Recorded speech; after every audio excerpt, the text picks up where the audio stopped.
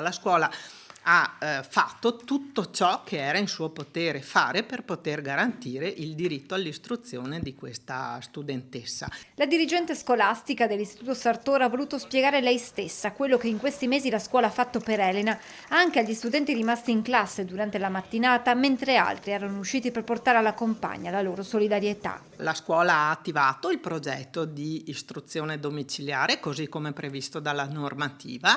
Dal momento in cui i genitori hanno fatto richiesta dell'attivazione dell'istruzione domiciliare, in 12 giorni la scuola si è attivata, garantendo, come previsto da normativa, il massimo delle ore pomeridiane. Abbiamo però dei problemi tecnici dovuti ad una rete che non supporta questo tipo di attività, spiega ancora la dirigente, e non possiamo garantire un collegamento sincrono all'alunna.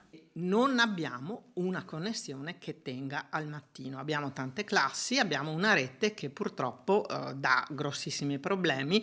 Già nella didattica normale tante volte si bloccano i registri e le attività degli uffici sono rallentate e non è possibile nemmeno collegare un router che vorrebbero dare loro al computer della classe, perché noi abbiamo chiaramente tutti i computer, i registri sono collegati al server nostro e quindi i professori non possono collegarsi. Le abbiamo concesso un'ora alla settimana calendarizzata. Viste le tempistiche troppo lunghe per il collegamento alla fibra finanziato dal Ministero, la scuola si è attivata direttamente. Io ho già sottoscritto ancora 10 giorni fa un contratto con una ditta esterna che chiaramente verrà pagato dalla scuola e quindi con un costo anche non indifferente per poter avere la fibra. Nel momento in cui avremo la fibra non ci saranno più questi problemi di collegamento. Al fianco della dirigente scolastica per accelerare i tempi di attivazione anche il sindaco Marcon.